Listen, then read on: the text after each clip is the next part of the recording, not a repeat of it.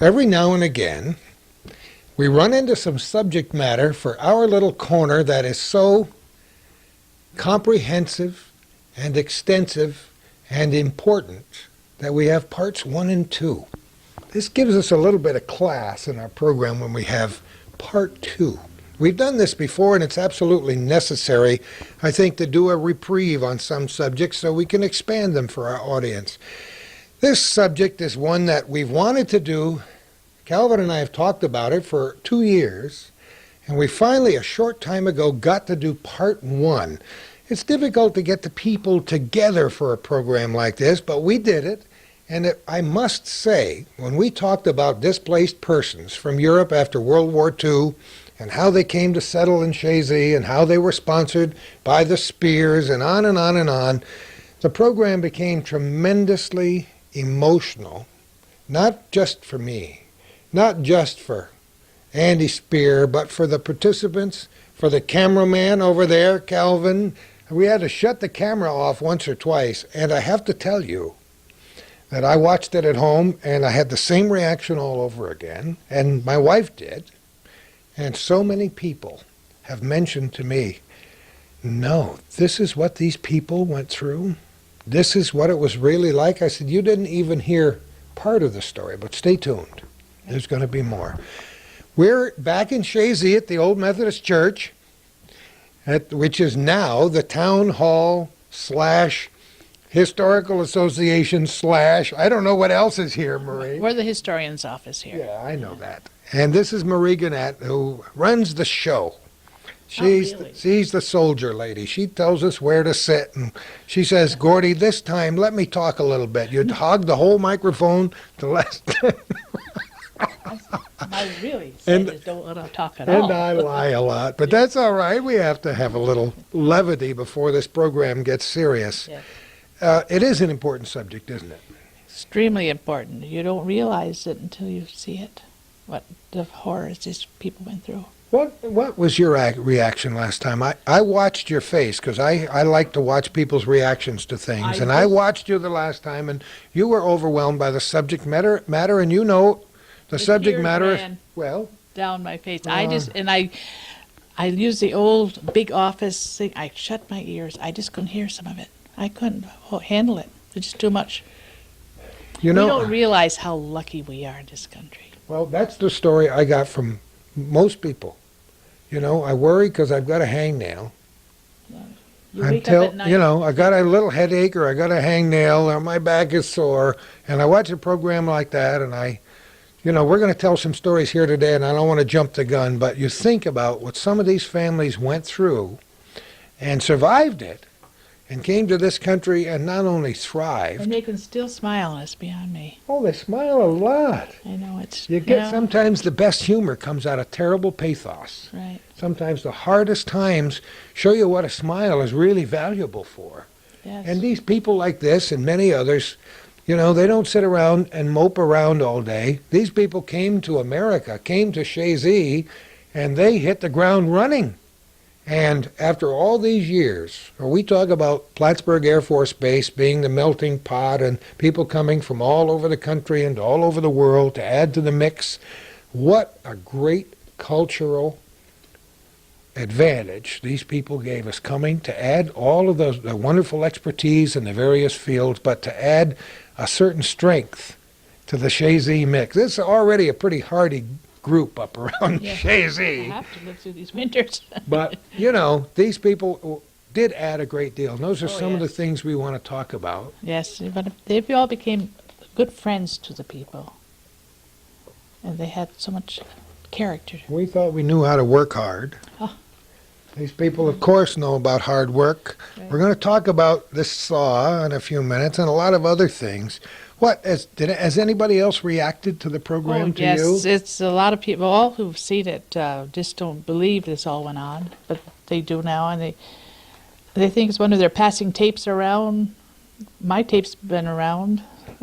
You wear it out, and Calvin will have to make you another one. Well, we'll have to buy another one. That's true, too. But as I said last time, Marie, this is a story that's important. Extremely important. I never realized You don't realize what your neighbor has been through in their life. You don't realize their childhood. You don't. And I've lived next to Walter here for many years, and I never realized, but I do now. Didn't know he walked, I always knew he was a walked nice barefoot man, for but 500 miles. I always knew he was a nice man, but now I know why. His mother said the calluses on his feet were that thick, and she may not have exaggerated. Right. Maybe that means he was 4 inches taller back in the old days. I don't know. We're going to talk to him in a few minutes. Yes. So what other reaction? Now, I'm sure that you've lived with these people for years. I lived with these people for years, but sometimes people don't always talk about the bad They things. never talk about I mean, it. I had a son that was in Vietnam twice, and he and I try to talk about it because he knows it's probably good for him to talk about it. But he can only get so far into the story, and They don't then wanna- he they don't just wanna read it. can't. They He just- can't watch the movies. No. He can't watch the documentaries on No. television because he was there with the I horror. had a nephew over there too, and So, he doesn't talk about it at all. Yeah. But sometimes people do, and sometimes even if we only scratch the surface and learn the stories about where these people came from and where they went, Yes, and we really appreciate them coming and telling us their story. We know it hurts, but it has to be told. we've got some great people to interview today. And see, you only said 700 or 800 words, and it wasn't too painful so far. Almost, not quite. Are you actually going to have any kind of a collection here in the historical? Well, I was asking Andy if he would, if he had anything especially about his mom and dad to give it to me for my collection, and anything copies of anything I'd be appreciating to have. Yeah. I also suggested another place is It that is a history of our town. exactly, and it's very important that other people can share this. I mentioned also the special collections portion of the Feinberg Library at SUNY Plattsburgh, where they take family collections and preserve them, make them available, of course, to the family, but So do I. to generations, and you do too. So do I. And isn't that great? I have a lot of, I have about 400 family collections here. Do you really? Yes. That's And I'm fantastic. collecting all the while. Anybody gives me, I'm so happy just to get them. So Yeah. they do their family histories, and they come in here. I've got a lady coming tonight to do her history. Every family has a story, and many of the stories are interesting because even though we're all human beings, we all go down different roads. And almost everybody I talk to, you'll find something unique about them. Some experience they've had, some adventure, some terrible event, some good piece of fortune, We thought the Indians were bad in the old days here, but Yeah, they weren't. really tough. No, these people had it really tough. Yep, they did. Well, we're going to find out just how tough. And I want to talk to a very good friend of mine again. Andy, how are you? I'm fine, Gordy. Good to see you again. Come back here. Do you feel like you're home? We're going to change places? Is that what's going on? Oh, boy. Here we come with the musical chairs. Come on over here, just so we can get a better perspective from the camera and talk about things. You're back home. How much time are you going to spend up here this summer anyway?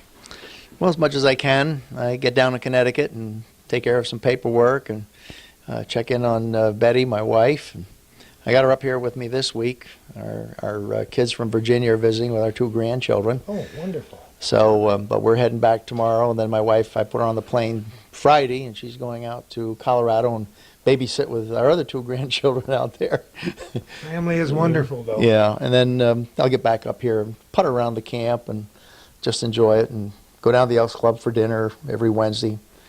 Have a good time with some of my friends up here. It's good to go back to where your roots are every now and again, just to make you feel good. Sometimes we all get so wound up we have to get back to square one. For those people who are viewing Displaced Persons program on Our Little Corner Part 2, and don't know who Andy Spear is, we're going to tell you. Andy's mom was Josie Spear, familiar to recent generations for the RSVP Kitchen Band, that wonderful, happy lady that smiled and danced and sang and just added so much joy to my life, besides the kielbasa. We spent a lot of good times at the Spear Camp out here on Lake Champlain. Andy grew up in this area, his dad and mom sponsored a lot of these folks that came over in around 1949, 50, 51, right, Andy? Right after World War II, yeah, the United States government passed several laws to help the people that had been totally disrupted as a result of the war in Europe. And because my mother spoke Lithuanian fluently, and as well as my father did, both being second generation Lithuanians, it was logical for my mom, who liked to be involved in all sorts of things, to volunteer. She worked with the Catholic charities and so forth, and helped to place many families up here in this part of the North Country. Did we ever determine how many? Does anybody have a clue? I don't know how many. We started to read lists of names, and it went on and on. Most of them, unfortunately, I didn't pronounce very well, but you did. No, you I did pretty good. A little better, not much better. I would guess between 50 and 75 families. A lot of the families didn't stay on here. They had other relatives in, say, Chicago or other parts of the United States, and then they moved on once they had gotten themselves a little bit established with the language and so forth, and moved out of the area. But then there were a good number of families that did stay, and many of the names would be familiar if they were mentioned, because they went on to become stonemasons, farmers, business people, right up here in the Plattsburgh, Chazy, Champlain, area of Clinton County. We learned that some people who had fairly impressive positions back home, wherever they were from, had to take different kinds of jobs when they came to this country to get settled down. And they did work on farms, and some people became stonemasons when they were engineers, and it was interesting how that happened, too. Well, true. You had to have a need for your particular skill over here in this country. And, of course, you were over there, and you were one heck of a lawyer or something like that. But you didn't know much about being a stonemason or a farmer or bricklayer. Well, you just go right ahead and say, oh, yeah, I can do that, and have a job over here.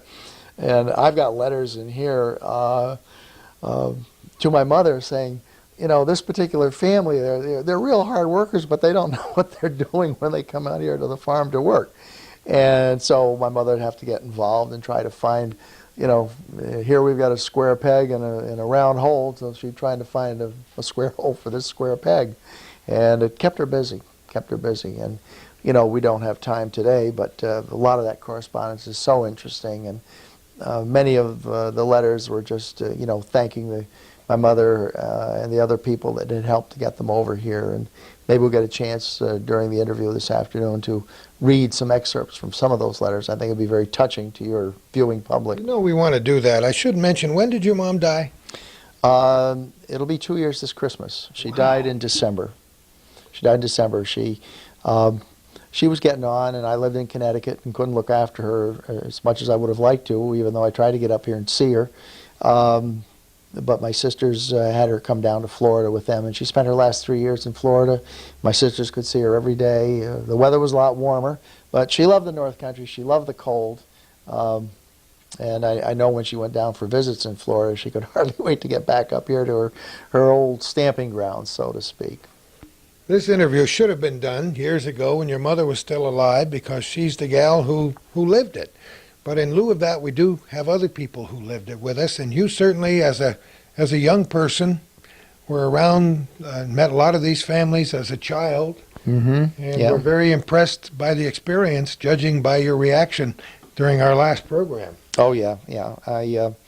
I got to know some of the younger folks. My mother and father would have them over for a cookout or something like that. Kids my own age, and of course I knew some of the older ones. We had a fellow that lived with us for a while. I may have mentioned it in your last program.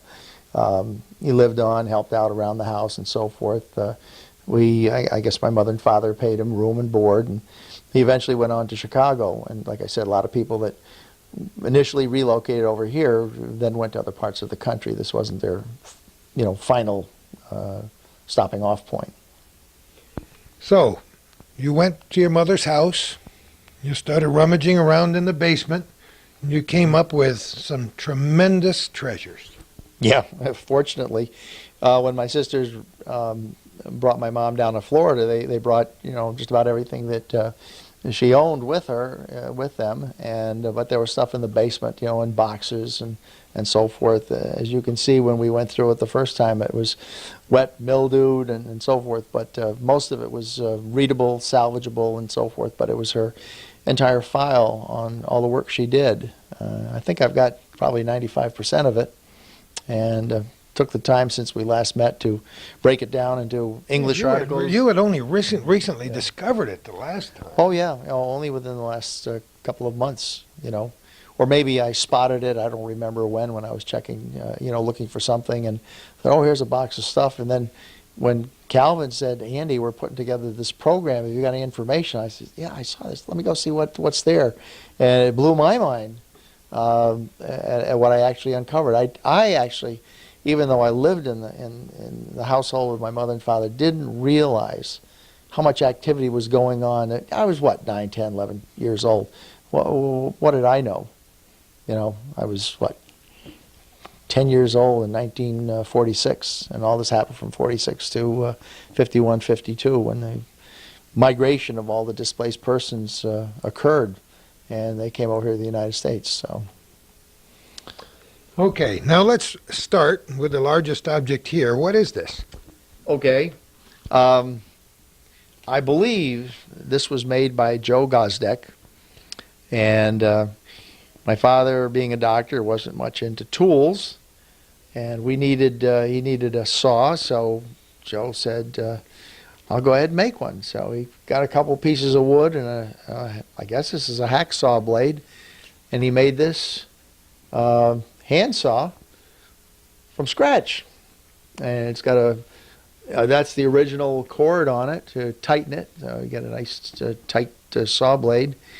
But this is how resourceful some of the people were that had a chance to come over here to this country. If they needed something, they made it with their own hands. That is an ancient design that's been around for literally hundreds of years. That's perfectly serviceable.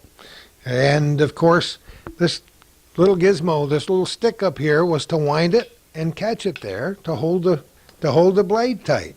Looks like as tight as you want. baling twine, doesn't it, Calvin? You're an old farmer. It looks like baling twine. Well, that's the original, and it's been hanging in the basement for 50 years.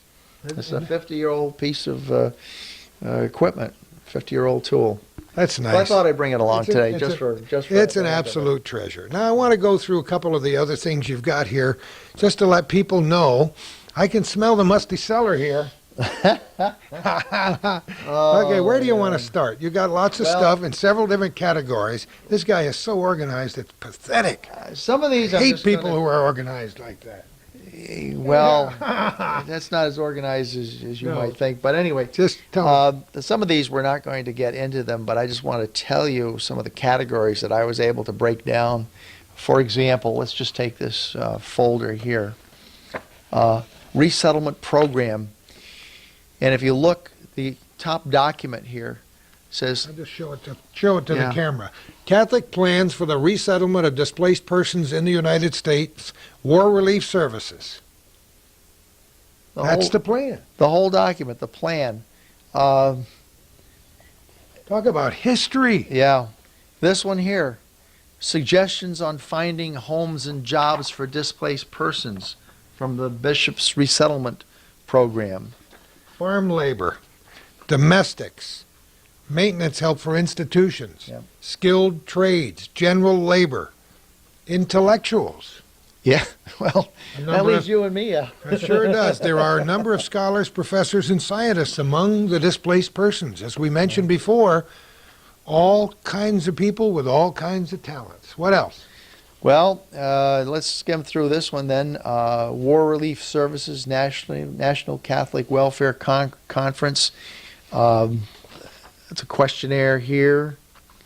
A survey to obtain an accurate picture of American Catholic opinion as to the number of displaced persons who can be accepted into Catholic homes in the United States. Wow. All the different questions. Have you relatives or friends in the displaced persons camps in Europe whom you would like to help bring to the United States to live. You know, if you want to help, what assistance can you offer? What have you got for a house? Or how many members? Financial assistance.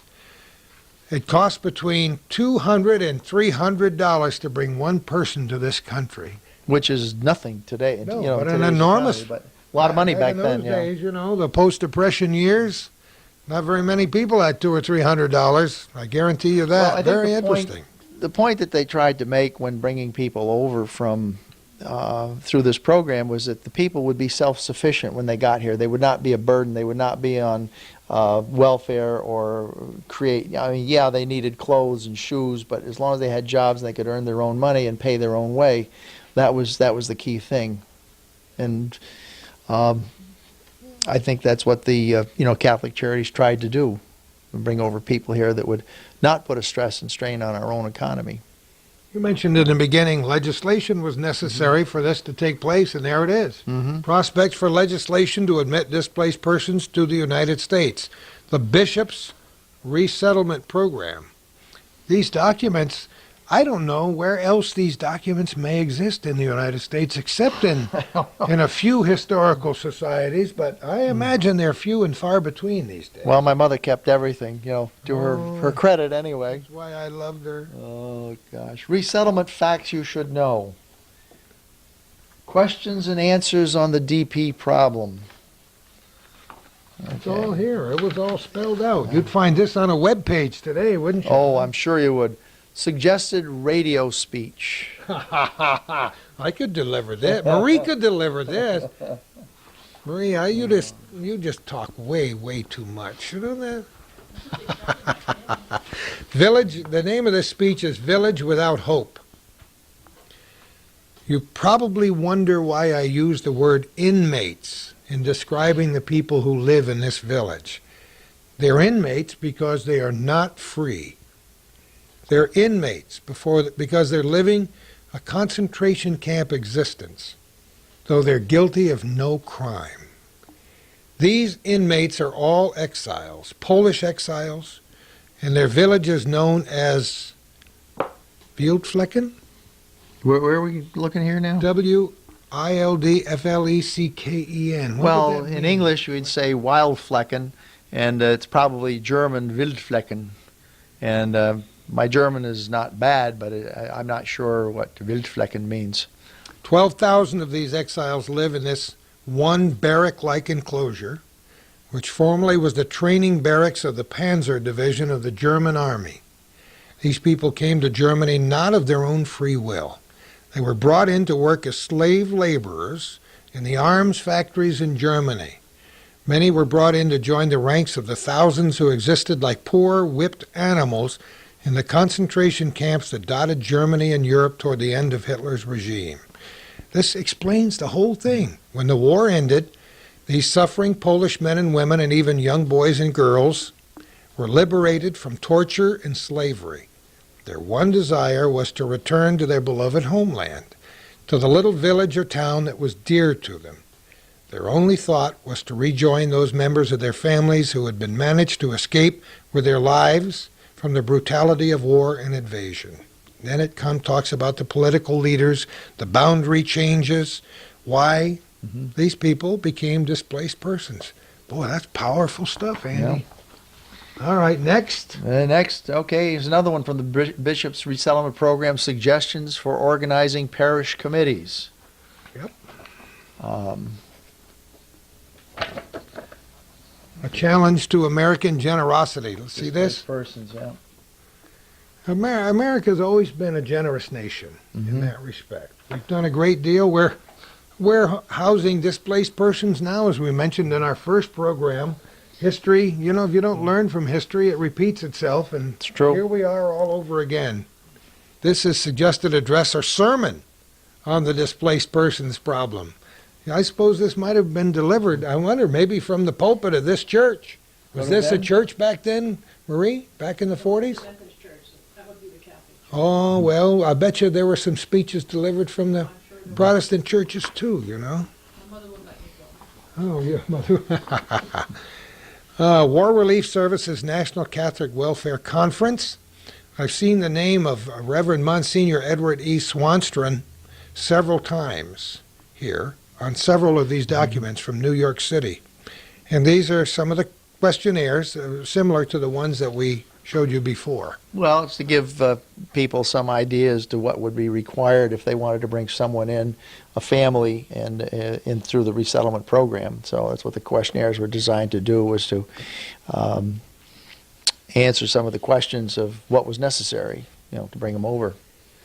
And the last one in this file folder, another one on the British resettlement, just a memorandum. Yeah. We have prepared the enclosed parish resettlement kit to help you start the resettlement program to your parishioners.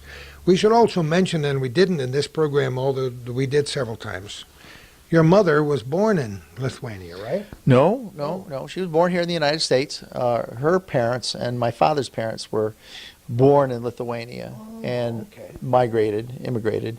But my mother and father were both brought up in a Lithuanian family atmosphere and spoke it fluently. That's where the language came from.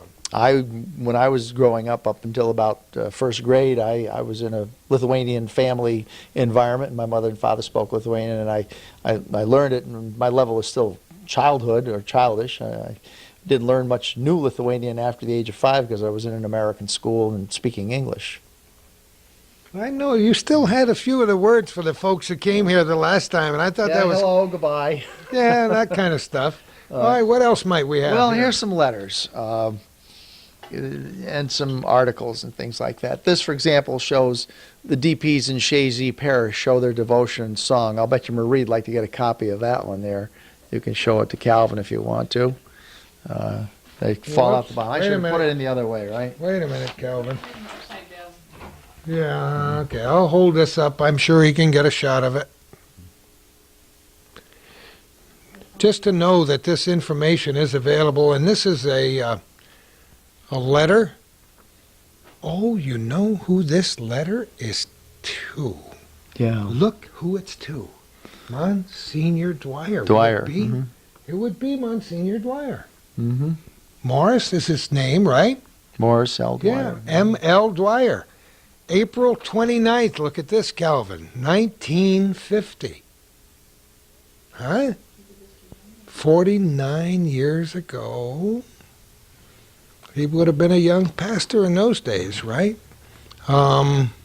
Says the displaced Lithuanian couple are no longer displaced. The marriage was solemnized this morning at 7 a.m. in the presence of, etc. Isn't that marvelous? I should mention here before we go any further that some people who came from Germany and Poland and Lithuania during that time period do now not consider themselves as having been displaced persons, and they're adamant about that. We had an experience in inviting one of the people here who was very quick to let us know that they were not, they came here completely different terms, and that happened with some people. Mm-hmm. Yeah. I think they consider themselves, the Americans call them displaced persons, but they wanted to come over here and be on their own and make a living for themselves. They weren't into the welfare bit and so forth. They just wanted to get relocated where they could live free and practice their religion and live their livelihood as they saw fit. Yeah. That's what we did. What did you get Here's a here? Here's Here's my mom. She was down in New York City. Oh my God! Boston, and these are little kids that just came off the boat, and she happened to have 2 clippings, so I stuck it in there. That's the National Catholic Welfare, I guess it's conference. Yeah, there's her NCWC. Oh, Boston bandana. Traveler, July 19th. Take a look at this one. Isn't that the neatest? What a cool picture. That cute guy. little kids. That Cute little guy kids. asleep there. Well, Isn't that great? I think that The end of a long voyage home. I think it's wonderful that they had an opportunity to get over here to this country and then make what they wanted with their lives. And it's just a tragedy. We know what happened during World War II from history. And every evening when I'm on, watching the TV and the news and stuff like that, you hear about what went on, entire families that are executed and dumped down wells and stuff like that. It just gets to me. Well, you can't imagine the atrocities. Mr. Okay. Sanger, you know him? Go ahead. Ralph Sanger, There's a letter. supervisor of the town of Beekmantown, New York, Morrisonville, New York. 1949. Okay, well, I gotta look at the telephone number. Phone Plattsburgh, 48-W-4. How's that for a phone number? I can remember one of our phone numbers was 914J, I think. Two shorts and one long. Hello, Central? Maud, what are you doing on the phone? Get off the phone. Look at this. Isn't that amazing? Yeah, and on the back side of that is my mother's response to Mr. Sanger. I found her copy of her letter back to him. He was looking for people to bring over and help out and find jobs for. And she wrote a letter back and explained, sure, I'll be glad to help you out if you're willing to wait a couple months. It takes that long to do the interviews and arrange for the transportation once we find, people that would fit in with you, the requirements in the town of Beekmantown. Now we're talking about letters that were written and responded to 50 years. 50 years ago. Yep. Wow. Here's one you may want to read or read excerpts from. This is a letter from my mother, and it says, "Dear Father," I'm not sure which priest it was she was writing to, but she writes sort of free form, but it's very interesting. If you wanted to read some excerpts there without... I'll try and get this all down in black and white as long as it's still fresh in my mind. It started about 9 a.m. and really did the rounds. It sounds like your mother already. First, Mrs. Carver's still blowing about me. She's written to Mr. Charvitas and insists that he call on her. She won't have a thing to do with me. I love it. She wants to cut Mr. Skinky's paycheck, Paycheck. etc. But I've located a job with Mr. H.D. Gale, Tony Point of Gale, Rush. Point of Rush, yeah. Boy, $30 a week. You could buy corn from him, a dozen years of corn for like 50 cents. I remember the good old days. Gee, you got 50 cents? I only got 35 cents a dozen from Well, maybe it was even cheaper than Oh, that. no. Anyway, for $30 a week and a house and all the milk. And next year a 50-50 basis, isn't it? I plan to move Mr. Skinky within 2 weeks, and when I do, I'll drop you a line. Oh, number 2. Boy, she really laid it out. Saw Mr. Hodge, and he's a little upset. 3 beautiful daughters. Mrs. Bubbins, she doesn't love you anymore. Yeah. So the 3 beautiful daughters plus Mr. and Mrs. John Dobrovolsky. They're living in a one-room kitchen, bed, and cot. So Mr. Hodge gave them a bedroom in his home, but he expects company soon. And where are these people going to live? By next fall, he's planning to build a new cottage for them, but now he's rushed. Of course, he'd rather have had just a couple with 1 child. So Mrs. Dobrovolsky happened to have 3. Just received a letter from an aunt in Michigan who read of her arrival through the Catholic papers and is willing to pay transportation, etc., for them to come to Michigan. And that's one of the points I made. A lot of people came here, established themselves, then moved on to live with their relatives anyway. But the interesting thing here is the 3 girls, Margarita, 12, Irina, 10, Christina, 7. I love them already and will regret seeing them leave. Mr. Hodge will pay $75 per month only. Their expenses for last week, food alone, was $23, and all 3 girls need new shoes. Wow. Please drop Father Laporte a note and ask him to see them. Anyway. Isn't that great? So it's quite a lengthy letter here. I have several new applications for Protestant families there, lady. But I haven't How mailed about them in that? yet. It seems so many Americans want to exploit these poor souls. And I want to talk to you especially about wages. Your first 2 boys are getting to be real Americans now, and I see them in church. And that's about all. Sincerely, Joe Spear. So I think that's one thing my mother found was that, these people would go, and then next thing you know, they promised them so much money, and then for one reason or another, the reason would come up, we'll have to cut their wages in half. And it was a struggle, but these people were tough. They'd been through a lot worse, and they made it. It's one thing to read about these things in a history book. It's another thing to be transported back to that moment 50 years ago by reading the private, personal correspondence of somebody like your mother, some of these other people, because you're taken there immediately, and I can just see your mother. I can see her now writing that letter and expressing herself as only Josie Spear could do it. What else? Oh, now this is very touching. This letter came from a camp in Germany. They took over the German barracks and they made them into camps for the people who could not or would not go back to their own home country. Anyway, I can't read the name here, but it says, "Dear Sir, I thank you very much for the invitation of my daughter, Ivona, who has come to you. I would like to know," he sent his daughter over to this country, "I would like to know what kind of work she will have to perform. And where is the place of work? She is only 15 years old and attends the 7th class of secondary school. Therefore, my great wish is that she may learn further and get any profession or get into a profession, because this is not his native language. Will it be possible for her to learn during the free time if she will work with you? Please answer me as soon as possible. In anticipation, thankfully, I remain yours." Wow. And it comes from Schwäbisch Gmünd, May 17th, 1949. My address is B, first name, first initial, Nevaravischene, Schwäbisch Gmünd, Bismarck Kaserne, etc., Germany. Anyway, apparently this individual had sent his daughter over here to work, a 15-year-old, maybe working for some person in their home, and he wanted to make sure that she was able to get an education and improve herself. And he left she had to leave her family in Europe to come over here to this country. Must have been tough. I've been going through all this stuff here, reading it, and it's just been very emotional for Father me. Devan. Oh, ooh. This is a letter from Mrs. John Fallon, Cornelia Street. She says she's written to Father Devan asking for one to help me with the house and children.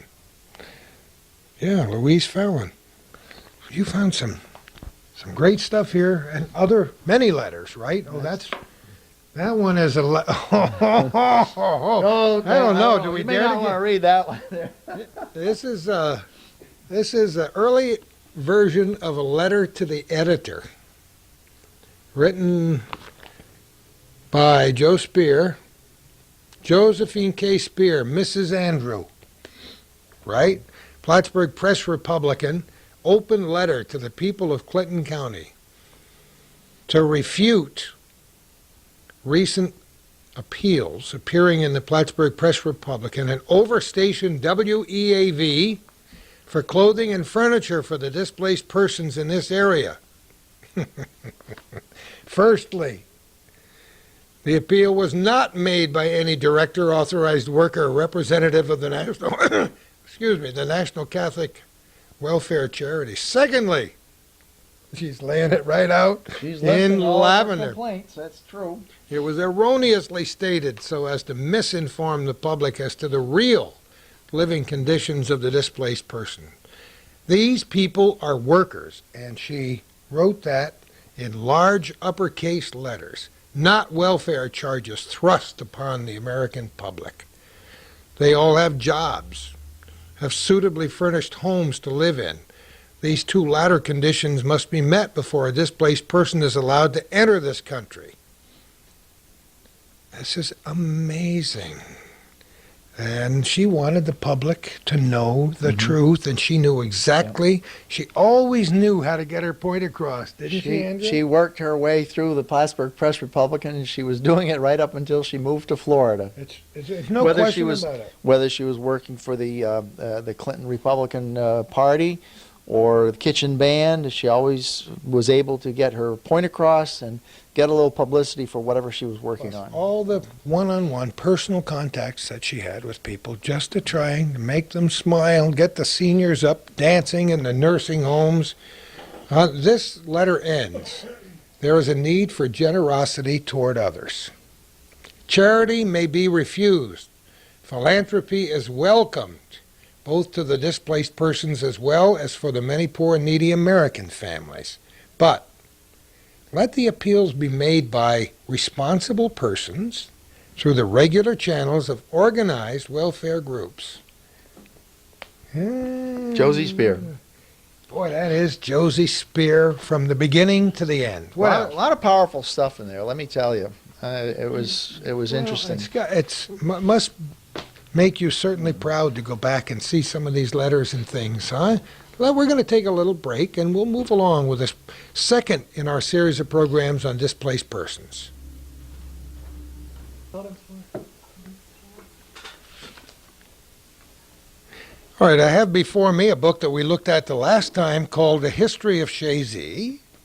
Nice copies available here, Marie, right? Yes, they are for $30 each. $30 each. I'm sure you heard the price even across the table. See, I knew I could make her talk again. And there's, of course, an important section here on displaced persons, and I want to continue just reading, give a little more background, because I'm sure there are young viewers who have no idea what this subject matter is all about, and we thought it was vital that you learn, because it's a part of world history, and it certainly is a part of Shazy history.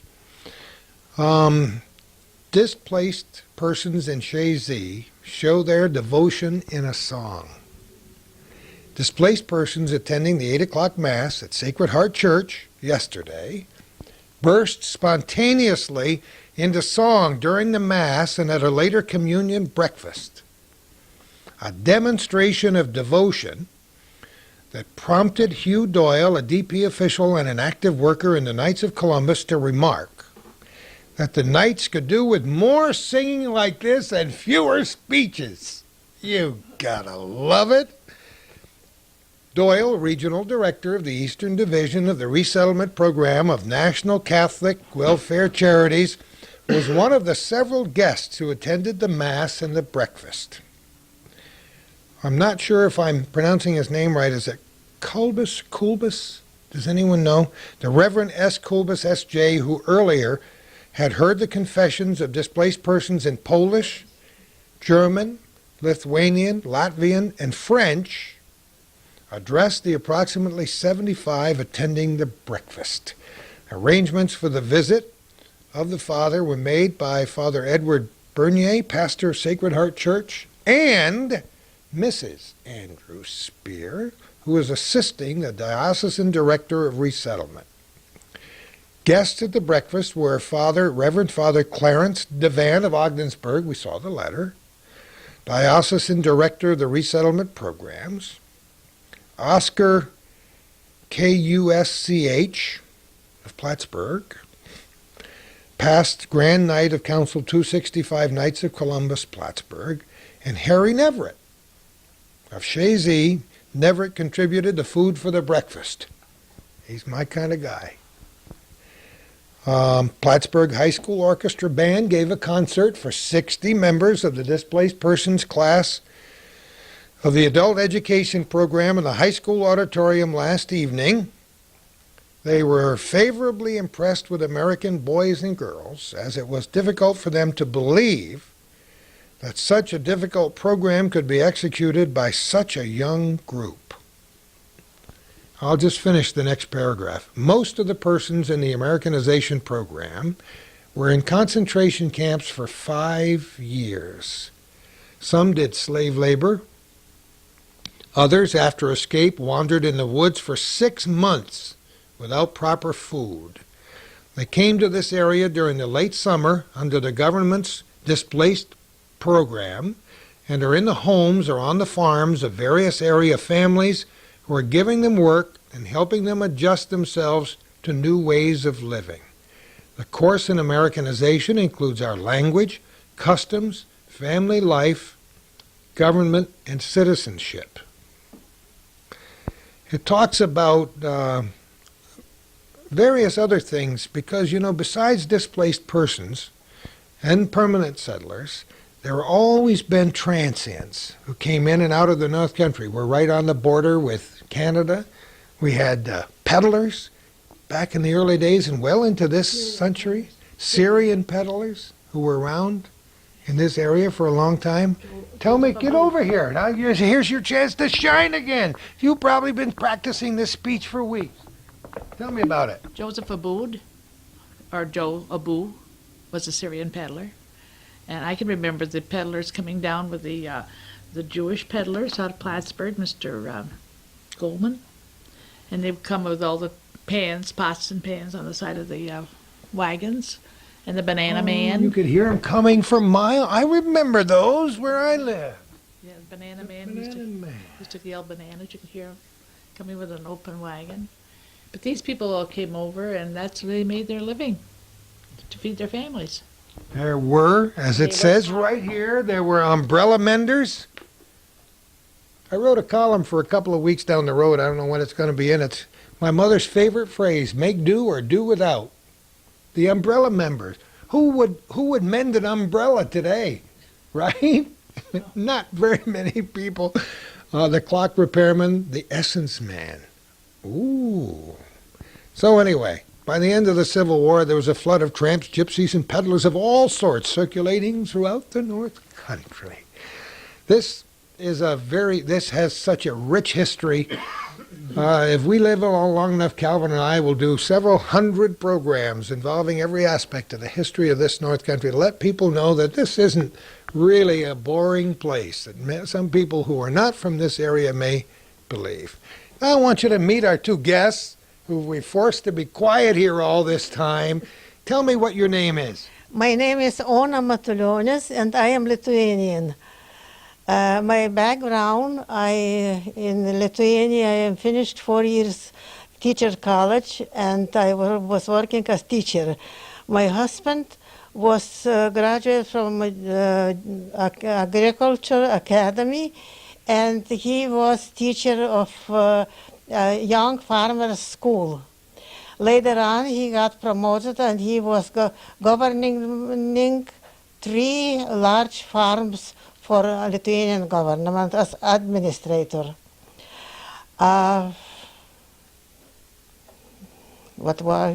When did you, now tell me a little bit about your background over there. What happened and what led you to the United States? What was life like back then? Now, we was occupied by Russia twice, by Russia government twice.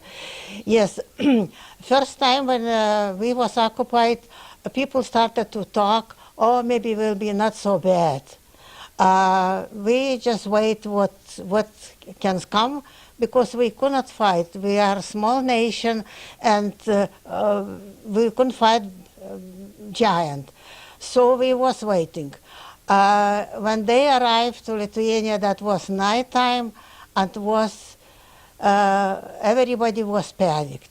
People was running all over, stores was closed, Russia soldiers was robbing people, robbing stores, and nobody could do nothing about. If you argue with them, you can be shot on the place.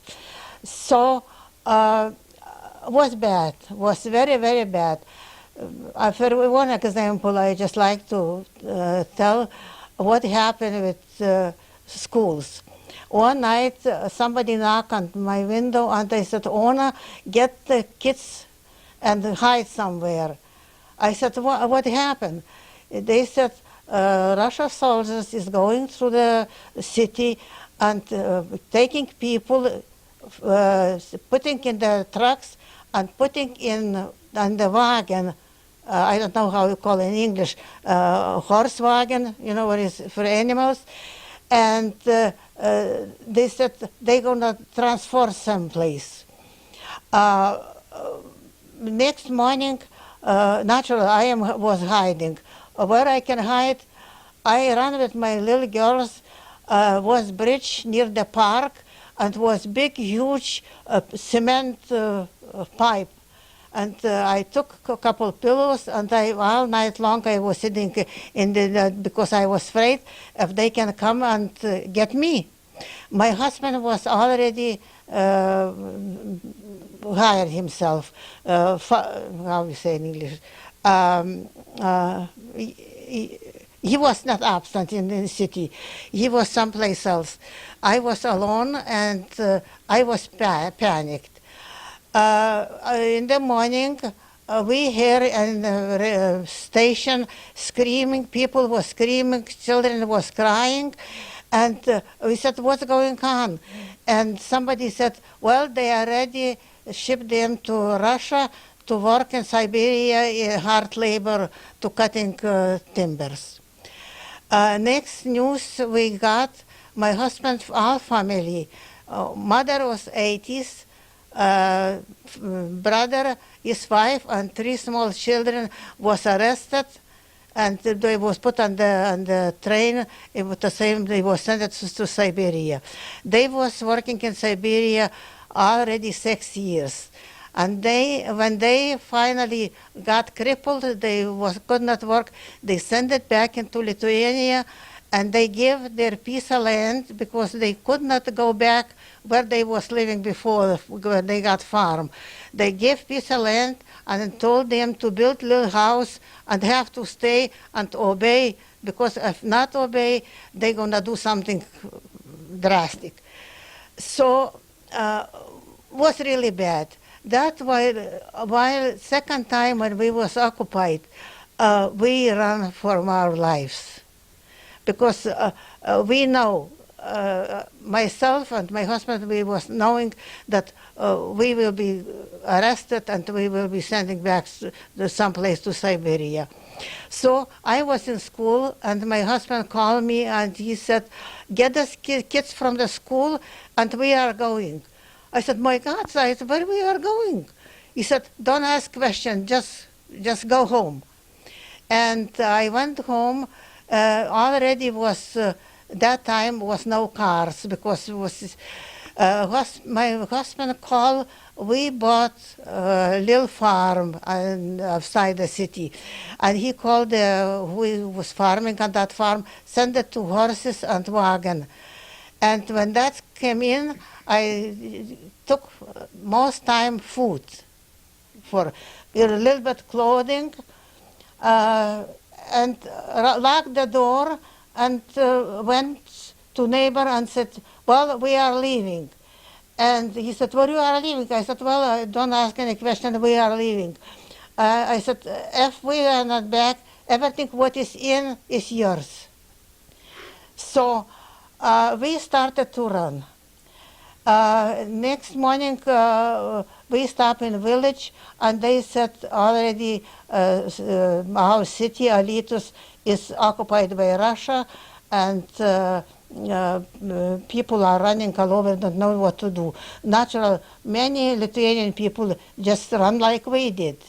But our stories, we got completely, every one of us different, because different circumstances, different, So we run where you can run. Only one thing was Germany. So we run up there, and on the border we stop in village, because we was having horses to feed, And they said, where are you going now? My husband said, well, to Germany. He said, don't go up there, because German make the trenches on the border, Lithuania and Germany. And when you're gonna go up there, they takes all family, they divide. Husband have to go to work on the trenches, and women was separated, have to go to work in factories, and children was taking someplace, we didn't even know. So we decided, after talking, we decided that better we don't go to Germany, because we are neighbor part with Poland. So we went to the Poland. We went to the Poland, we stopped up there, and we found out that already that part of Poland was occupied by Germans. So we introduced ourselves, who was up there in office, and he said, okay, what you are doing? My husband said, I was administrator of the farms. He said, okay, one German general, he got farm up there. We're going to put you to work up there. we was staying up there about 2 months. And the German lost the war because German pushed Russia near Stalingrad, maybe you remember. So Russia was right. And German was coming back to Germany and their borders. And one day, that general came in and he said, well, you Lithuanian people, you have to move somewhere because we are pulling, Germans pulling back from Lithuania to, and he gave us name lady which have the same big farm in Germany. And he said, go up there and help her out. We went up there, we stayed maybe 2 months when we got message that German already beaten and Russia is pushing German back. So only one thing what happened to us, we have to go somewhere. And we told the owner of that farm that, sorry, but we've gone so far, so we just have to leave. And she said, well, what's she gonna do? Because she was widow. And she said, okay, I got some friends in far in Germany. And he said, let's go up there. And Tony said, no, I could not go this way because we got horses and wagon and we got everything what was in. And he said, we could not leave. And she said, okay, we women, we're going to go with kids on train, and Tony can go with this wagon, and me go meet in such place, you know. So we went with that lady. She got 2 kids, and I got my 2 daughters. And we went some German family, and we stay up there. And we got message after 2 months stay up there. We got message that Russia still pushing Germans, and Germans is backing completely. And came to that point that finally Germany was finished the war because Americans and British was helping, you know, for Russia. When it happened like that, Germany was divided in 3 zones: British, American, and Russia. And now we find out that we are not far from Russia. So at night we packed again, and 2 families all night long on the foot, because killed the children was on the wagon. We was running all night long until we reached British zone. When we reached British zone, we thank God. We just, natural, that time people was running all over. And British government was that zone told us that we have to get together, one group, that they can manage us something. So they evacuate one village, and about 200 Lithuanians was settled in that village. And we stay up there about 4.5 years. We organized ourselves because children was running all over, and I started to teach. We opened school up there. I started to teach again, and Tony was helping administrate everything, because most time you have to have with British officers, you know. And after 4.5 years, British government told us that we have to decide that go somewhere, because zones are such going to be abolished, and we have to look for a place where we can go. So right away they gave us names, countries which likes to take us. But we discovered that everyone wants working men.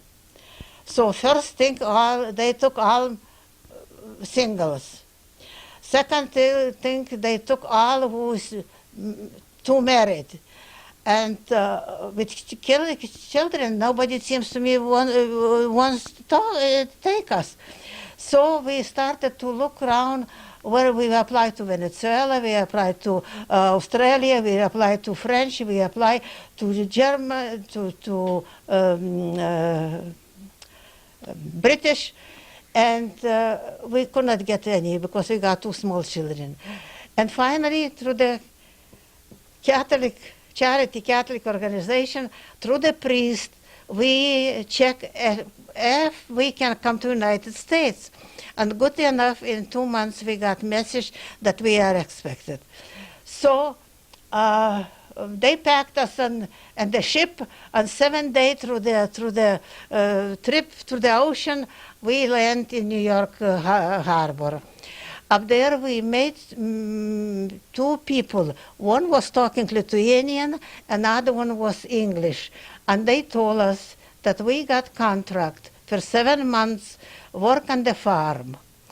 And right away that night they're going to put us on the train, and the train conductor going to tell us when to get up. So all night long we was going, seems to me, I don't know, it was so long. And early in the morning we stopped, and conductor came to us and said, get out. So we went, we stayed in the station, and in half an hour Mrs. Spear came in, and she was speaking Lithuanian. I said, oh my God. That made you feel like home again? And she said, well, but you have to work on the farm. I said, we said, well, if we have to work, we have to work. I said, where is that? She said, I'm going to take you to Pointed Rush. There is Homer Tyler's farm was. And we went up there, and farmer was kind of surprised. And he said, my God, I am not ready yet to take people. He said, you don't mind to stay in garage?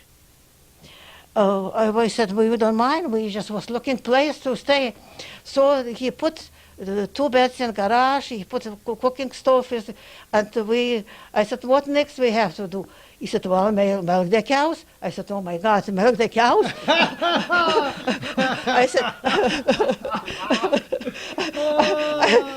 I said, I saw cows from far. I drink milk, but I said, I never do that work. And Tony said, well, don't talk, just say, good. I said, well, we can do that. That is good. And was 7 months really hard ones.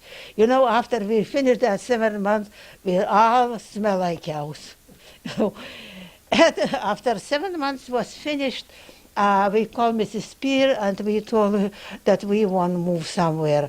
And Mrs. Spear advised us. He said, Plattsburgh is small town. He said, stay here. I said, you got 2 kids, why do you have to go? Because most of people, our Lithuanian people, went to factories to work. Chicago, Cleveland, you know, it's all over. So because of 2 small children, we stay in Plattsburgh. Farmer's wife, Mrs. Taylor, she took our girls and she put right away to Duval Academy. Duval Academy, which, by the way, is now houses senior citizens on Cornelia Street in Plattsburgh. Duval Academy put up there, and we started to look for jobs. But because of English language, soon I opened my mouth. They said, could you please come up in 2 weeks? He said, so we was kind of upset. We was looking for an apartment, and they didn't have money to pay for an apartment. And finally we found one Mr. Thomas, he got apartments in Plattsburgh. And he said, well, I got little house on Montcalm Avenue.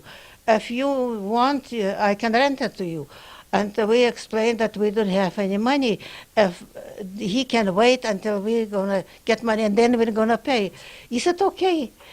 In the meantime, Try to do that today and see what answer you get. that was very good man. It was really good man. Meantime, girls in school was talking with nuns. That was Sister Dominic was principal of school. And they told that we are in trouble, find a job. And Sister Dominic, she said, okay, just, and I think she called gray nuns in the CV hospital if they need somebody. And it happened that they was needing somebody. We went up there with interviews with the superior, and she said, yes, she got the job for us. For me, she put me on first floor in kitchen, and Tony was working at night as janitor. Kitchen was so that main kitchen was in basement, and food all was coming by elevators up, and you have to fix the trays, everything.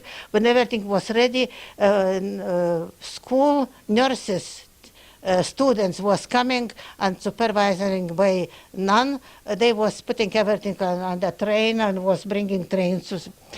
Well, I worked 3 years, and then Tony was promoted. He become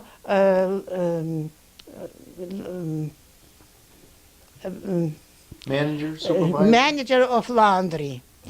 Yeah, So, okay. but I Thanks, was, Andy. yeah, I was having $60 a month, and Tony got $100 a month, and for family was very, very short, with money. First thing we have to pay for 2 months for Mr. Thomas, which is rented, and it was $100 left just to us to live. So I figured out, I said, my God, I am not so dumb. Better get the books and study English. So I was studying English, and Tony started to study masonry. Yeah. So, after that, he was taking small jobs like repairing steps, and later on, he became a really good mason, yeah. That's the understatement of the century. Yeah. He was a wonderful. Yeah, and myself, I was kind of upset about, and one day we heard that Dr. Schiff is leaving lab and going to physician hospital, and somebody else comes to the lab, and I was preparing trays. And tall, nice-looking nun walked in, and she was looking around. She was observing me. And then I said, "Oh my God, she makes me nervous." I said, "Why?" And then she said, "What you was doing in Lithuania?" I said, "I was teaching." She said, "Okay, when you finish tonight, go to the lab, and I'm gonna be there." So I said, oh my God, now what's he gonna do now? When I finished everything at night, about 8 o'clock at night, I went up there. She was sitting and she was saying, well, you speak not badly English.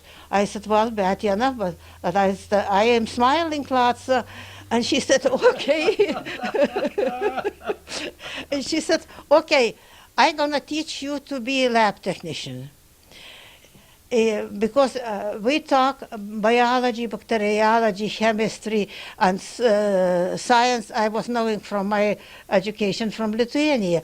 So it was not bad. Metric system was in the lab, meters and not grams and foot or how you call. So it was easy to me, but I just have to learn read good English and learn how to do tests, how to take blood. And took me 7 months with her. And then with their help, I got approval to work in the lab as lab technician. Yes, and I was lab technician when the hospital was merged together. I was moved to CVPH hospital and in charge in blood bank. And was really pleasure to work up there because people, I never feel that I am rejected from people. You know, they was trying to help me out. You know, doctors, Dr. A.B. de Grand Prix, Dr. G.C. de Grand Prix, his father, Dr. Spear, and Mrs. Spear, and Dr. Krakowski. When they found out that we are Lithuanian and we were speaking Krakowski, we were speaking Polish. So they was trying to help us out. They were sending out clothes, shoes, you know, and I spare time, like for girls, from 2 dresses, I was making 1 dress, you know, just to be sure that girls are not different like American girls, you know. And I work up there 26 years. Did you really? 26 years. my. And I retired, when I reached 65, I retired. And Tony retired when he was 80. Yeah. What an amazing guy he was. Yeah, and before we bought a house on Caroline Street. That was that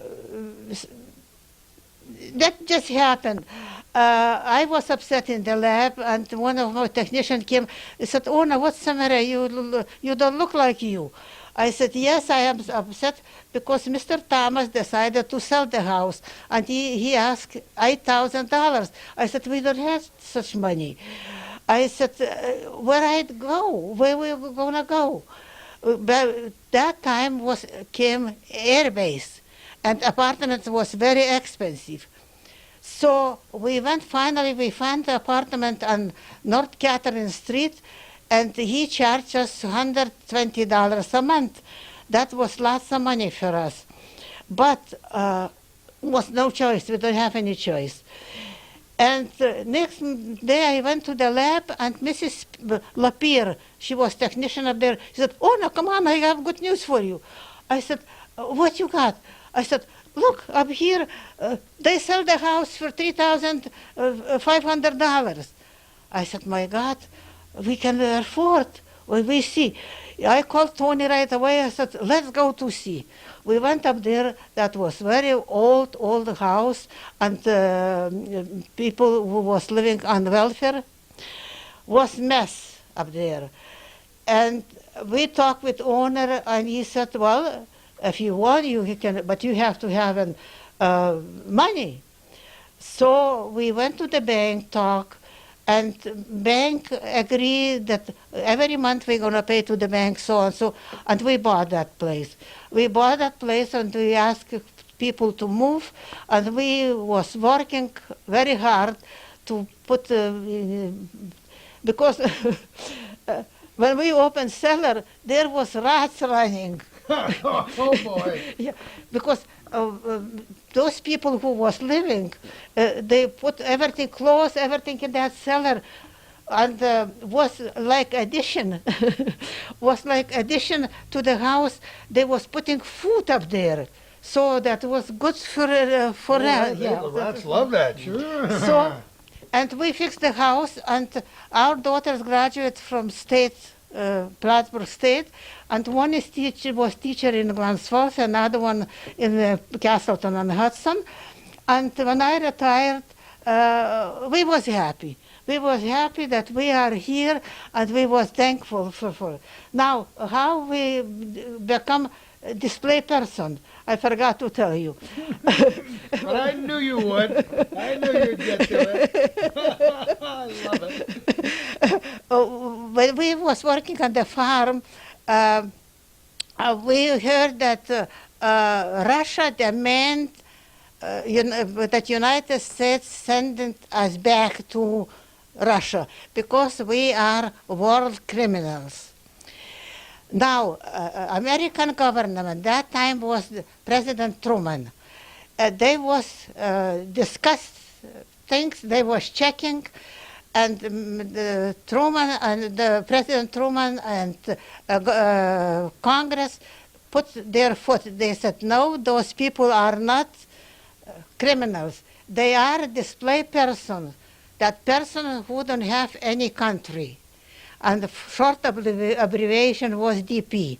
Now, that was we carrying that tag until we become United States citizens. That was very happy day for us, you know, because, was funny.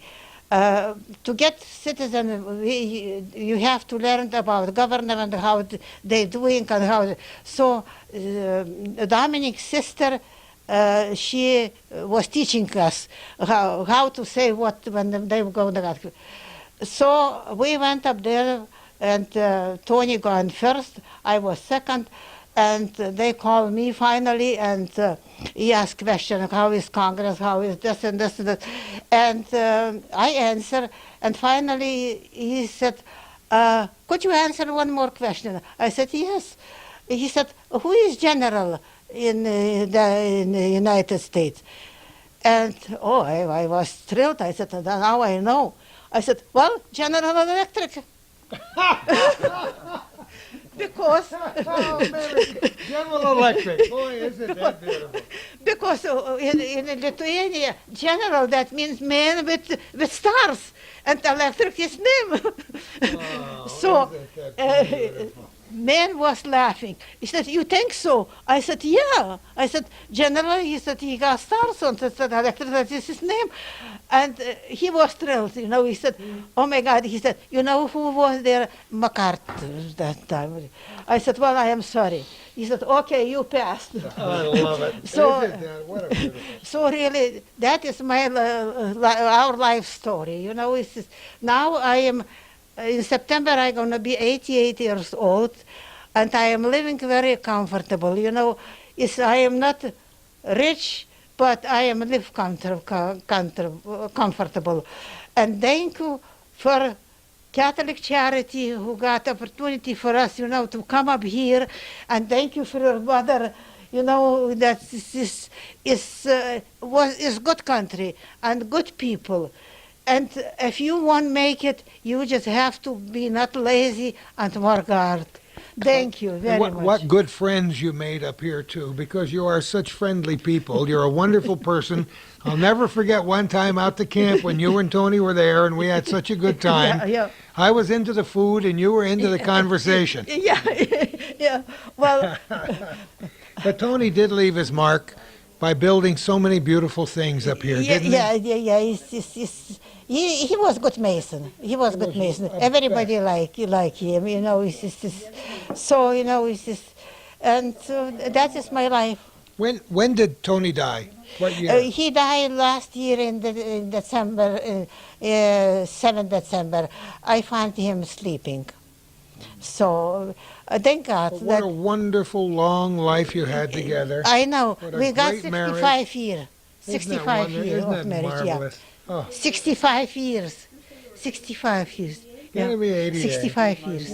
Yeah, 65 years. Tony was 91 when he died. wasn't he? 91 when he died. Isn't it beautiful? Yeah. And I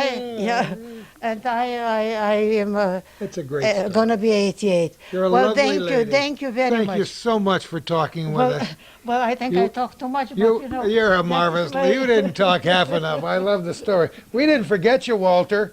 Oh, it's all right. Great story. You knew this lady anyway, didn't you? Yes, I do. All right. We had your mother on here the last time.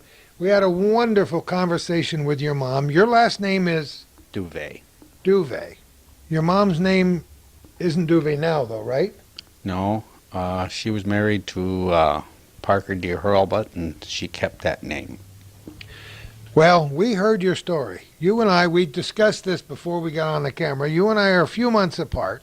I'm the older person here, so I can ask the questions. All right. I'm just a very few months older than you are. I was already 62 in June, and you're going to be 62 when? October 14th. October. And I should mention that Walter has worked for a couple of the grocery chains here, Grand Union, for many years, and PNC now for how long? It'll It's almost 20 years, I believe. Yeah, you're a fixture around there. I've seen Yes, you I am. around town. Never dreamed who you were. You and I have never actually personally met until today, right? Right. What a story your mother told. Now you were a little guy. You were born in 1937, as I was. And all of this was happening when you were, what, about 12 years old? 10? Well, when I came over here, I was 12. But a lot happened before you were 12. Oh, yeah. It all started when I believe my mother said it was 1941. You were 4 then. And that's when we start running. And running and running and running. I want to hear it from you. What were some of your earliest memories? What was life like for you as a young child? Tell me. Well, what I can remember is what they said when we ran from the Russians, ran into Poland, and then they said Germany was better. So we ran into Germany. And then I remember going back to Lithuania, and on the return trip I remember a train ride. It was a flatbed, and bullets were flying, and people were just dropping off the train. I remember that, and I remember my mother dropping herself on top of, I believe there was 2 of us at the time, my older sister and me.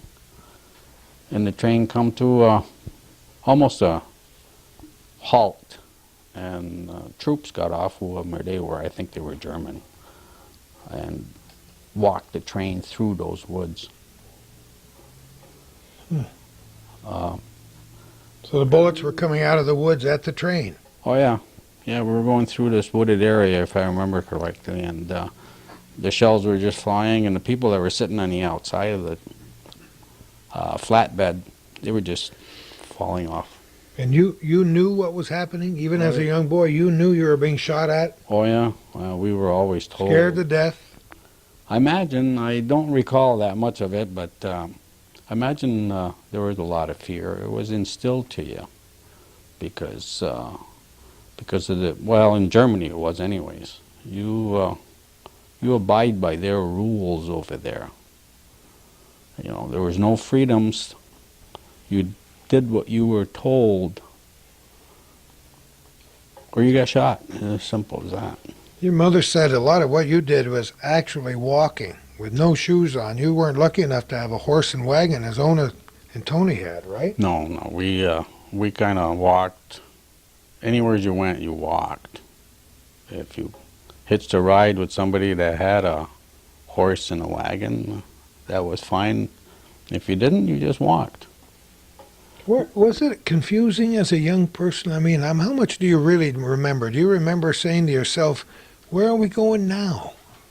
Well, as I got older, I remember going from camp to camp. I remember the Americans coming through. That I do remember, because we were on the Russian front. And as the Americans came through with the British, they picked up the displaced people, the DPs. They said all displaced people could move back with the convoys. You had to be a foreigner to move. No Germans could go with them. So we moved for what seemed months on end with convoys from camp to camp. And, you know, as the American convoy would pull out of the area, get back on the trucks, and you just go wherever they were going. You never knew where you were going. Almost to the, well, we lived in one place quite a long time. But almost to the time that we immigrated to here, there was more homes than I could probably count. But yeah, I just, you know, I know it's hard to remember. Some of the worst things it's probably almost impossible to remember because your mind trying to protect itself from the horrors. You do remember being shot at the train. Any other bad Yeah, parts? well, we had some experiences. But, you know, kids, we run in the first place you go in, the minute you stop somewhere, and you would run through the barracks that were abandoned, and We found, like, in one camp, we went under this stage and we found these great big iron metal, what I would describe it as a bowling ball with some bibbits sticking out of them. So we run and got the Americans, you know, and of course we didn't know what they were. What they did, they closed the place right off. Yeah, they were Yeah. bombs. They were some kind of a...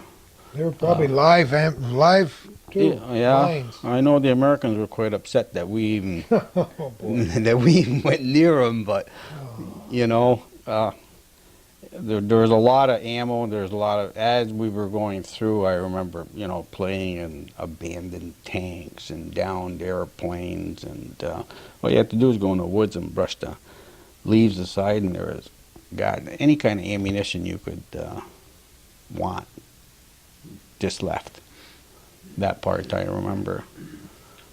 It's a completely different experience for me during that time period in America, knowing about the war. My father was a minister, and he was also an air raid warden, and we knew about the war from listening to Walter Winchell, you know, and all the ships at sea, and hearing it on the radio, and talking to people, and reading the newspapers. But you were there. Yeah. Yes, we were, you know, mostly I remember after the war, going with the GIs, having no fear to speak of, because I remember my mother saying we had to have a picture of Hitler in every room in the house. Think about this, folks.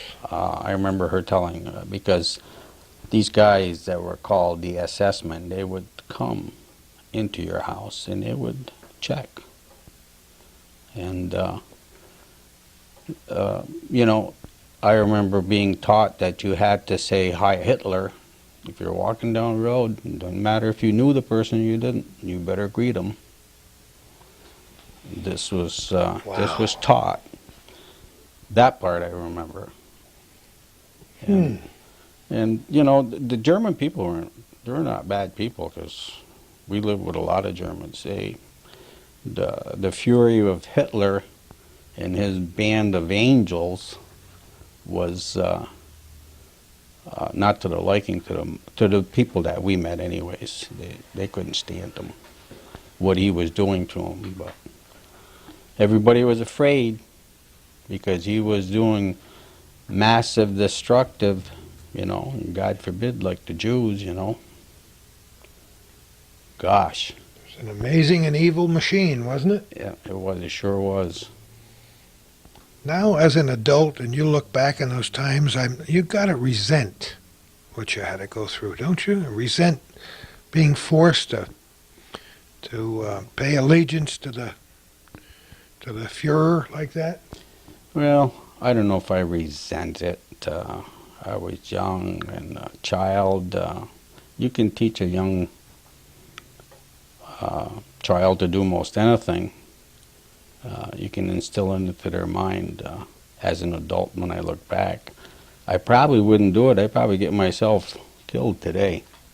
But as a child, you just do it. Yeah, well, thank goodness. You might, like Marie said, you were flexible, resilient.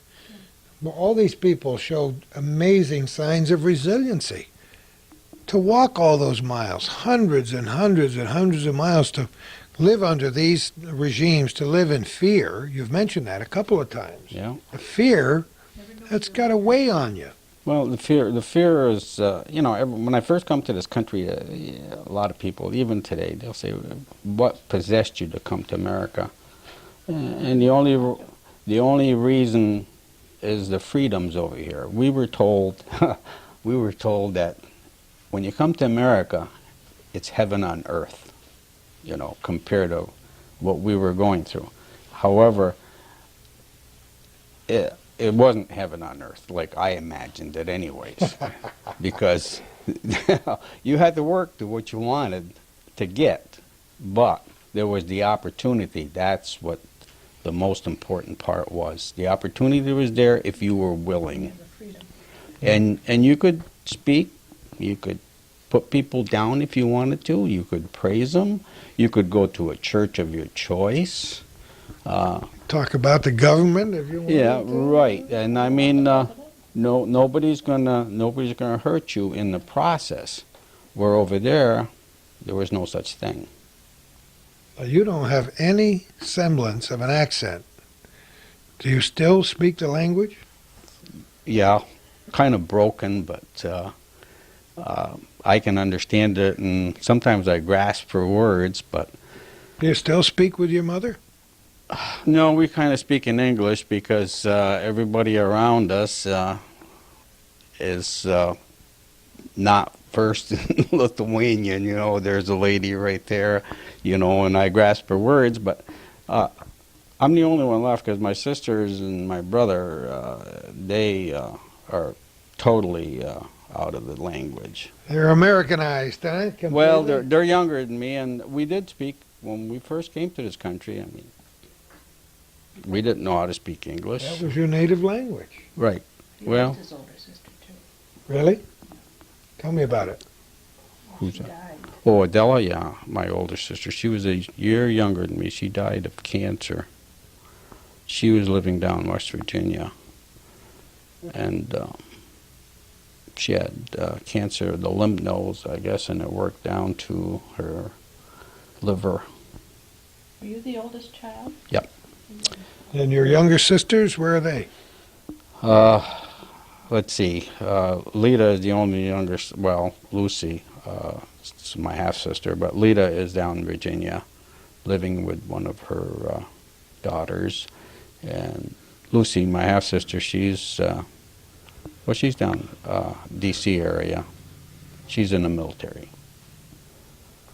and my brother, he's in sort of between Saratoga and South Glens Falls. Yeah. He lives down there. He works down there. You know, it's amazing as we sit around this table to hear these experiences and to see how, especially somebody who's my age, to see how different it was for you as a 10-year-old, a 9-year-old, 11-year-old, than it was for me. I mean, we had certain freedoms. My father was a minister, and I thought life was pretty tough because I had to be a good kid every day. And I really wasn't designed to be a good kid. You know, I was designed to be a rather errant young man. In those days, they called ministers' kids PKs, preachers' kids. And they were always the rowdiest and wildest kids in the neighborhood.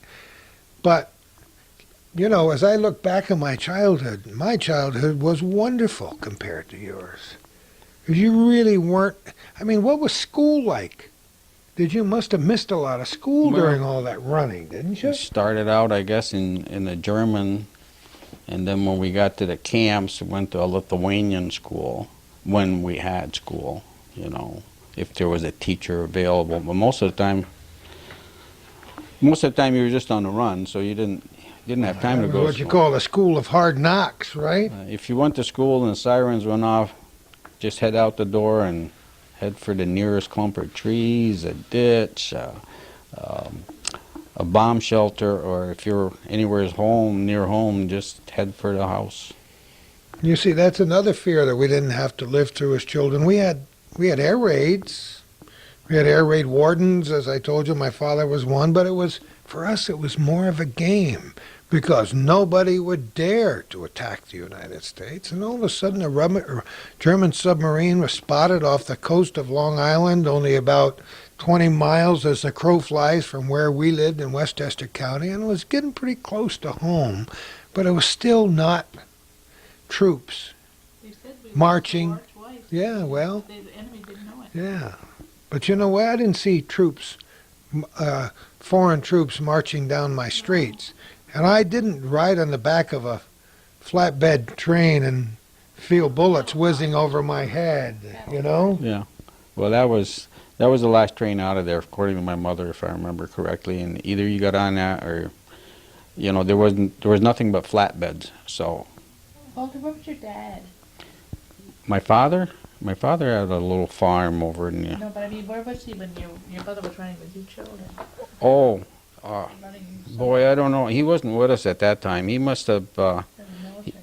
No. My father refused, when we got to Germany, I'll tell you this little story. He refused to fight the Americans. So this guy that we worked for, he says, I'm going to show you that when we win the war, how did he put that? We're going to make you into some pork chops. Well, the SS come and got him one morning, and they took him to a concentration camp because he refused to fight the Americans. Over there, I guess the draft, what they call the draft over here, they just told you either do it or you don't. But that's the little story that I remember, and I guess they took him to some concentration camp on the front where the bombs were hot and heavy, and they were repairing buildings and stuff like that. That the Germans made them do it because there was a refusal to obey a direct order, I imagine, of Hitler's. So he didn't come to this country with you? Oh yeah, he came over here. The story goes on, according to my mother, that one night, I guess 8 of them, I think it was 8. I'll use the word 8, but they took off through the woods and they were hunting them. And I guess my father was one of the lucky ones. He got away. Some of the guys that he ran with got shot. I think my mother said that he got shot in the leg. Well, it was shortly after that I remember the story as it goes, that the American troops came through, and the Germans, he had no fear, I guess, that he would have to be gone, go back to that concentration camp because they were still looking for him. But he came over here with us in 1949. The men were always, a lot of the times the men were separated from the families. I guess that's why I probably don't remember my father except for the time that he was working for this guy for long periods of time.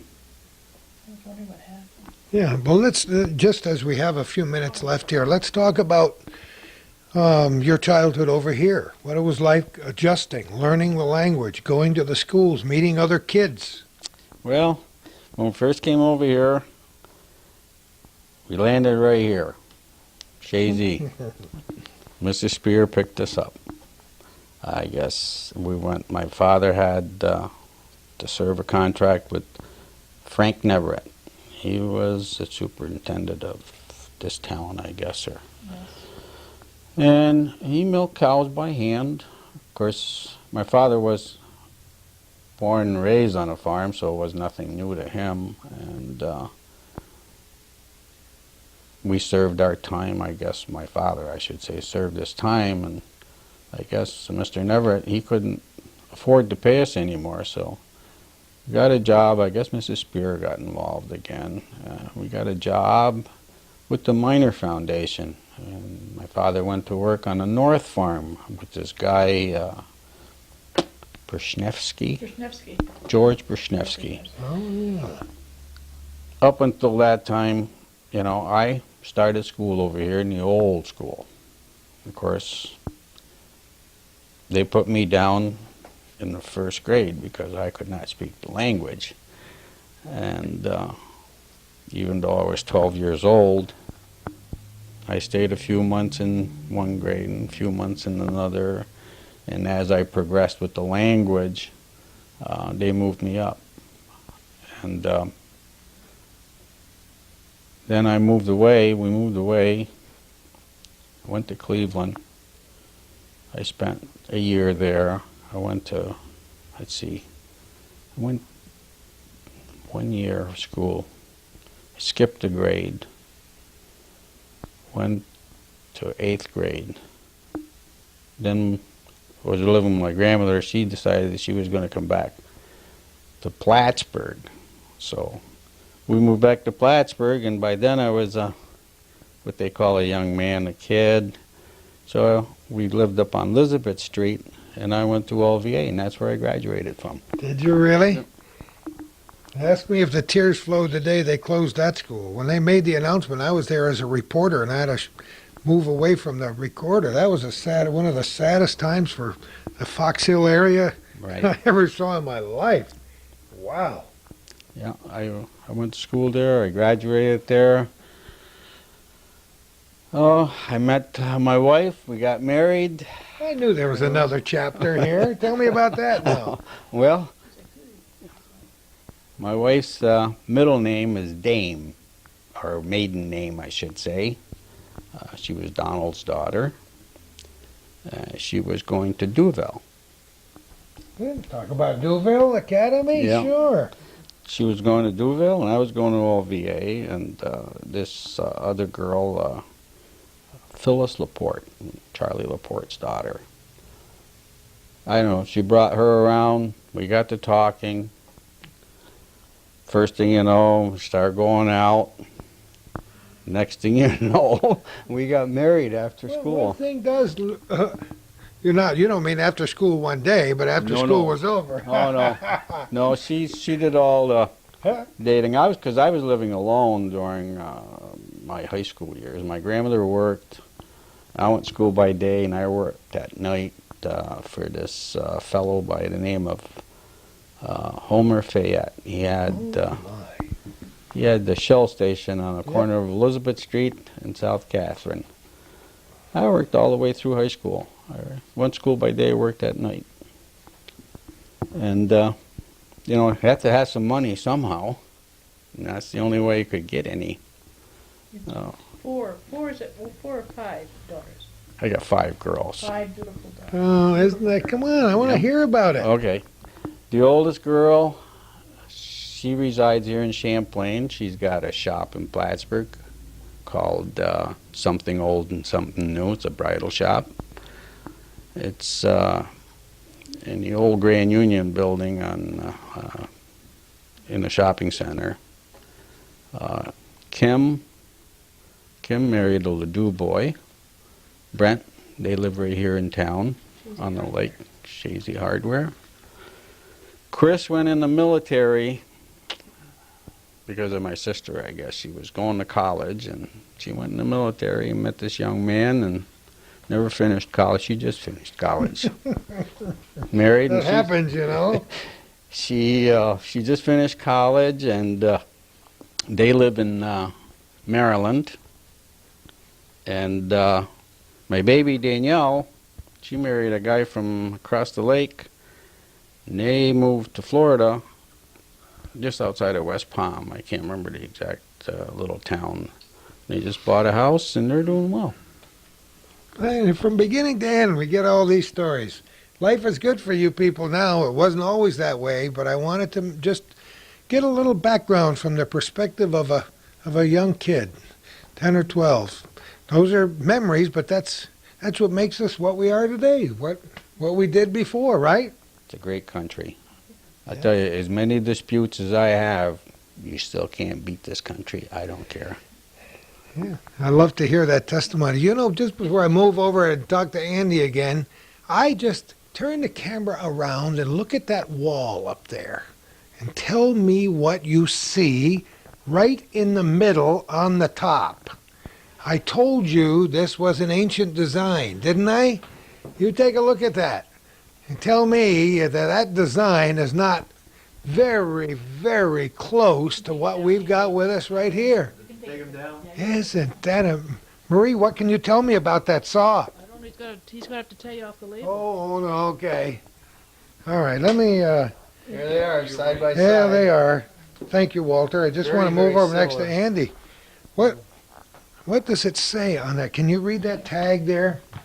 Marie, your eyes are way better. You're so much younger They've than got me. younger eyes than we do, Yeah, Marie. what does it It's say? a Swedish saw made by a young Swede confined at Raybrook Tubercular Hospital. He gave it to William WWII, who also was a patient there. It was given to Nell Sullivan in 1968. It was a handmade by a young Swede. Isn't that amazing? I said it's an ancient design. Obviously, both of these people had seen saws like this made before, but it's very, very similar to Yeah, this very one. similar, yeah. Andrew, come on back over here. hang this artifact up. Hang that great artifact up. I just happened to notice that. I said, wait a minute, we got another one made by the same. I missed one of my girls. Oh, Mary Ann. She Walter, lives down here on the lake. Don't ever miss one of your girls. And she works for WPTZ, Oh, and she married a we guy knew by the that. name of John Rabideau. See that? That's wonderful. I want to thank both of you for being with us here today. I've been waiting to meet you ever since your mommy told you about Oh, me about you, and that you had worked down there for all those years, and your whole story was a very touching story, and your mom's too. Tell your mom we were asking about her. Okay, You I do shall that? do that, sure. And oh, you forgot. Oh, something she forgot. What do you got here? I got Lithuanian flag and Lithuanian emblem. Emblem. Very good. That's Oh, that's wonderful. There's your name right on the back there. That looks that just was like in you. Glens Falls was Lithuanian Day, and I got some amber and another one thing we sent it to Glens Falls for that show. Oh, really? So everything what we got Lithuanian we mark and they send it us back. Send it back to you. Well, you come over here and sit. That's what means that that is three colors: yellow, green, and red. Yellow means that Lithuania is farmer land and is in fall when everything harvest is ready. That is yellow. Green, Lithuania got a forest. Best is forest from oak. They are that is green, and yeah, and red. That is blood, what the young Lithuanian boys shed for Lithuanian freedom. Isn't that wonderful? What a great story. Come over here and sit down over here to my left, Ona. And Andrew's going to come around and talk to me for a minute as we get to wrap up our show here. You are looking at a map of Lithuania. To the north, you can see Latvia. To the southwest, you can see Poland. Or to the southeast, to the west, you can see the Baltic Sea. And if you look carefully, you can see the names of some of the places that our guests have mentioned in parts 1 and 2 of the Displaced Person Story. Andy, for much of this program today, you've been an observer. What's your reaction to the story? Well, I had to say one thing. I've known Mrs. Machulonis and her husband Tony for many, many years, and just to add a little bit to her story, my mother's home on Oak Street, the front steps were done by Tony. He did the masonry on the front steps there. I didn't know that. And, They'll be there long after we're gone. And for many years, it's been my habit to donate blood. And I stopped up at the CVPH Medical Center, went in there to donate my usual pint, and who should I bump into but Ona? And first thing she did when I walked in today is she says, "Oh, let me check your arms." She used to get blood from me, so we go back a ways. She and her husband have been friends of our family for a long, long time, and it gave me great pleasure to see her again. And sorry to hear about Tony, but he was a wonderful man. And you know, to hear the whole story all at one time. As you know, I've heard pieces of this story for many, many years, but to hear the whole story right from the beginning to the end without any pauses for commercials. I don't know how Calvin's arm holds up through these long 2-hour sessions, but he's as fascinated by these stories as we are. What else have we got on this table? I know you just have a plethora of information. It's true. I don't know how much time we've got left to go through the rest of it, but Take whatever time you need. one of the things I did is I started breaking them down into categories, and one category I have is I use the term DP.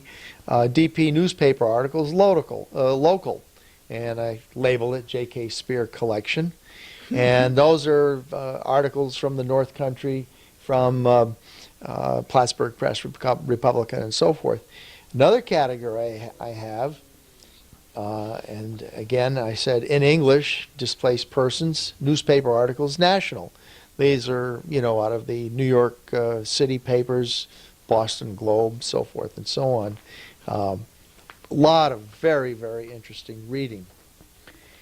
Additionally, 2 more categories I have, and I think that we have a person here who probably could read it very well, and that's Ona over there.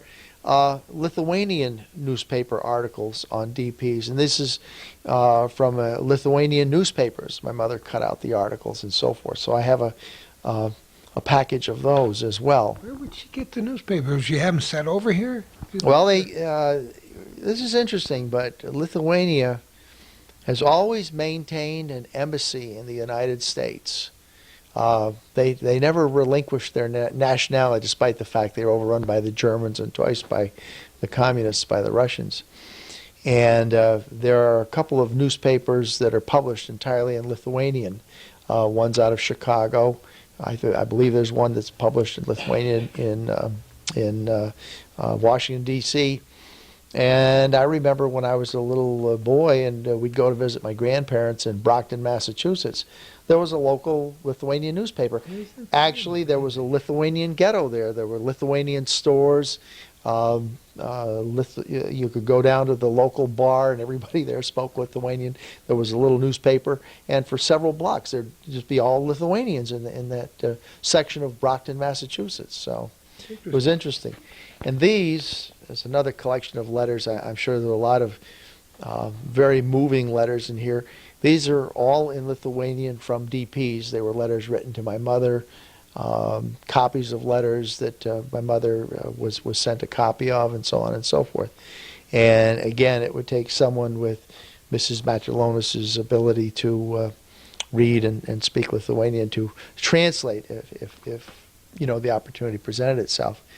But those are some of the other pieces of information that were in this very, very interesting box of history and memorabilia about what went on here in the North Country. And my mother I'm sure she felt she was very fortunate to be able to involve herself in it and help people out. Wow. Wow. You remember that piece that I read at the outset from the history of Shazy? I got it right here. The original newspaper article, not 1 copy, but 2. Does this sound familiar? Displaced persons attending the 8 o'clock Mass at Sacred Heart Church in Shazy yesterday burst spontaneously into song. Do you remember that? There it is. That is down in the Shazy history book. It's there in the history. We got it. Marie, you think you're hot stuff. We got it right here. She is hot stuff. Did you Yeah, see whose she's name cool. is mentioned in the last sentence? In charge of the breakfast hall, Mr. and Mrs. Gordy Little. No. Yeah. Oh, sure. There's your name right in there in the last sentence, Mr. and Mrs. Tony Now, Matulonis. yeah. Yeah. How is that? Is it pronounced Antinous? And your husband's first name, A-N-T-A? Antanas. Antanas. Lithuanian. In Lithuania, it's Antanas. To Anthony. Okay. Everybody calls What? him Tony. Tony, I had to get that straight. Some of these other newspaper articles here, these are newspaper articles from 1949, and the headline reads, 79 DPs now in Clinton County, comma, well satisfied. Priest, national head of Lithuanian Relief Fund, pays visit to county. I always like to look at the other ones, too. Postmistress, target of feathers and eggs. I'm almost sorry the rest of that story's not in here. A Williston, Vermont wife was held in $100 bail yesterday on a charge of disturbing the peace by, and I'm going to have to use poetic license again to interpolate, but it's by cracking something over the head of the postmistress, and then farther on it says eggs and feathers. There must have been a small disagreement. That was a wild time back Oh, man. Burlington never had it so good. DPs are now finding homes in diocese. This is the Diocese of Ogdensburg. To Mrs. Josephine Spear of Shazy, New York, probably goes the honor of originating the greatest number of, quote, cases in this diocese, a total of 26 I asked you that question. We weren't sure in the beginning. Now we know 26, at least at this time. This was not even 1950 yet. This was Well, there's 1949. 26 families. They may have been Yeah. 1, 2, or 3, or maybe even 5 people in the Oh, family. So sure. if you multiply that by an average number, you'd end up with over 100 people. And as we have proved in the last 2 sessions, this next sentence was a prophecy. The life history of each of the newcomers start from happiness and shade into dark drama and tragedy. It's amazing. Well, oh, there's another one. Family of 4 given a home at Morrisonville, one on the Shazy farm. This is what you told us in the very beginning. Clinton County is performing its share in the humanitarian program of furnishing haven for displaced persons, a program that was approved by the last Congress, under which 205,000 Europeans will receive the traditional asylum and opportunity to start life anew. Well, we've gone around in a circle and back to the same chairs we were in. We changed chairs a few times, talked to so many charming and interesting people, but I've always said, in every person you meet, there is a story. Everybody had the talent, could write a story down as life story, and other people would find it interesting. But in this program, you get the unedited, untruncated version of people's life stories, uninterrupted to the point where we sometimes have our spectators yawning by the time we finish. But it's been wonderful and fun. Always wonderful to see you again, Andrew. You promised me you were going to cut out a few of those things that I said in the previous session. I hope you did. They were marvelous and charming, and I deny any part in that at all if it wasn't good. So I'm going on untruncated. Huh? Yeah, that's the story of your life, untruncated. Have yourself a great summer and a great life on Lake Champlain. Come back and see us many years into the future. Well, thank you, my friend. And as I promised you before, give me a call and we'll have kielbasa and sauerkraut. And I've got my mother's recipe. You know, I got my fork always ready, and I know how to bend the elbow, and who knows where we're going to